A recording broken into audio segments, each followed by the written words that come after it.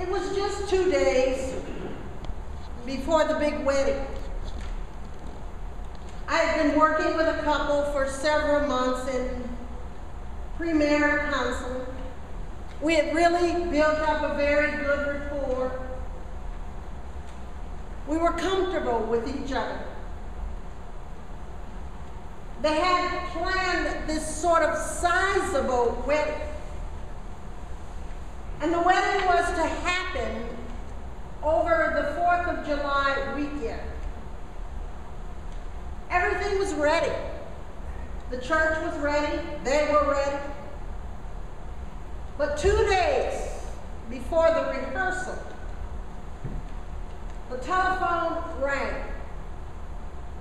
The person on the other end of the telephone said, "Can you come home?" I told my mother, "I don't know. I've got a big wedding this weekend. I don't really know." She was quiet for just a few moments. And then she asked, "Well, is it possible for you to get someone else to do the wedding for you so that you can come home?" I asked why. Why did she need me at that particular moment to come home? And her response was, "Well, if you want to see your dad alive one more time, you need to come now. But if you can't rearrange your schedule, it will be okay." I began the telephone calls trying to find some other clergy to take my place, but I could not cancel the wedding. And so there I was, torn between my obligation to marry this couple and yet knowing that my family is in a crisis as my father was passing away. And as I made the various telephone calls, because it was a 4th of July weekend, most clergy were on vacation. But finally, I found a friend who was really close to me. And I called her and I said, "Look, I'm in a crisis at the moment. Can you help me? Can you come and perform the wedding for me?" And she said, "Well, I'm on my way out of town, but I recognize that you need to be where you need to be. So I'm going to put my vacation time on pause so that you can go home and be with your family." I took out driving down the highway as fast as I could without getting a speeding ticket, of course. I arrived in Omaha knowing that my mother was at the nursing home, so I went immediately to the nursing home. There she sat beside my father as he was struggling between life and death. There wasn't much that I could do other than to bring a present, to bring her some comfort, to let my dad know that I was there.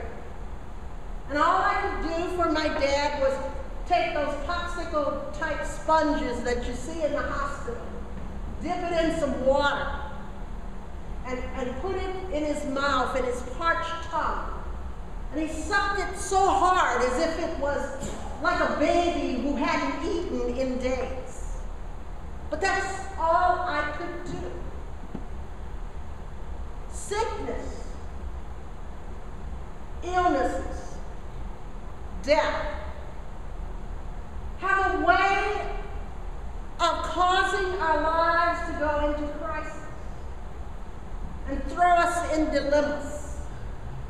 And I was in a dilemma trying to get there and yet trying to respond to this couple that needed to be married.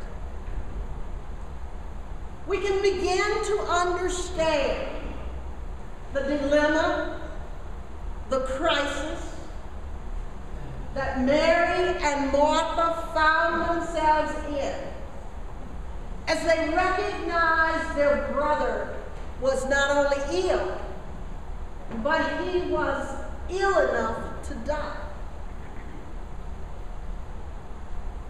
Death and illness have a way of making us vulnerable, making us feel helpless in the situation. But Mary and Martha thought of something in the middle of their crisis. In the moments they thought about Jesus. We'll send a message to Jesus. Jesus had just been there a few days earlier and was on his way back to Galilee. And if they could just get a message to Jesus and have him to come back home, Jesus, we know that things will turn around and things will be better.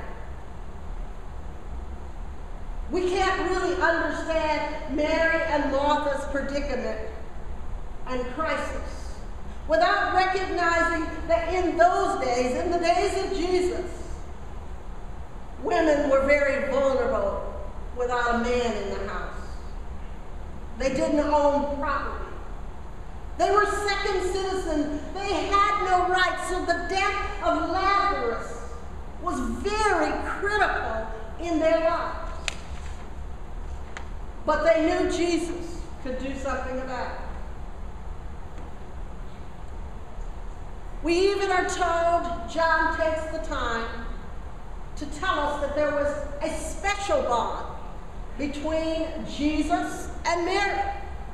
For he even writes in this passage that Mary was the one who at a dinner party had entered the room and poured very expensive perfume on Jesus.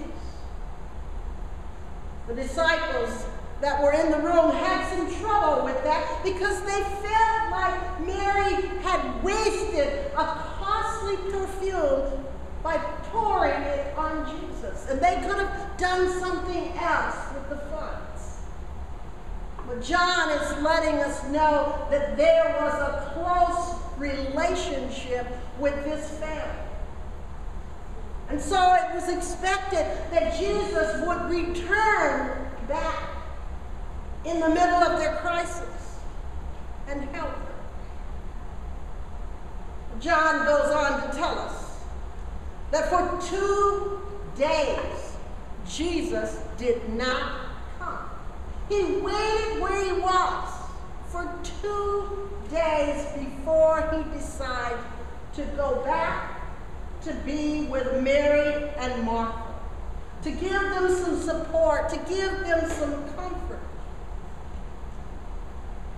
The story is a little confusing because it centers around issues of sickness and death.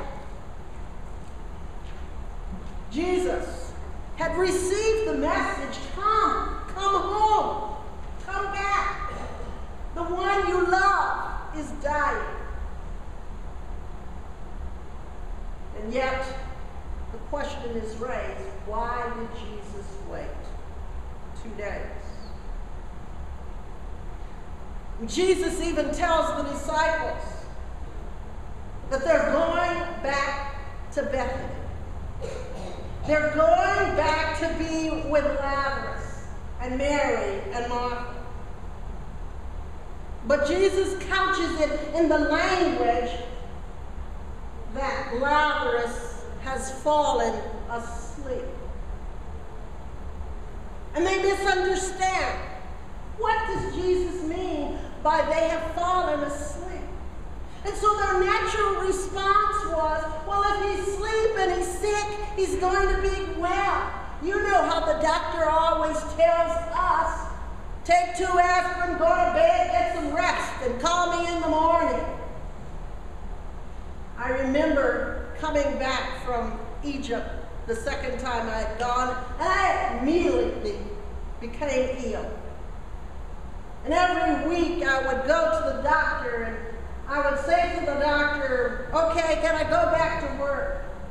And she would constantly tell me, no, you need to go home and rest. Because the only way you're going to get better is to rest. So it's easy to see why the disciples would have thought Jesus was talking about some natural rest. But he tells them, no, Lazarus has died. And we are going back. But he says this funny little statement, but Lazarus' sickness is not unto death. But Lazarus had died. What's going on? What does he mean by it is not unto death?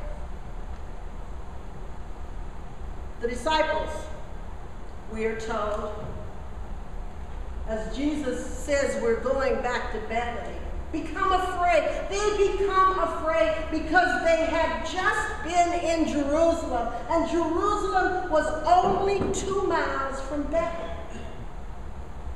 And in Jerusalem, as Jesus had cured the eyes of the blind man, people had attempted to stone him to death, and they had barely escaped with their lives. So to go back to Bethany, which is only 2 miles from Jerusalem, was certain death for them. And they were afraid of dying because they knew people were after Jesus. But it is in that moment, as they understand, Jesus was determined to go back to Bethany. It was Thomas who steps forward. You know that Thomas that we meet on Easter morning, where he says, I will not believe that Jesus is risen from the dead until I can see it myself, see the nails in his hands.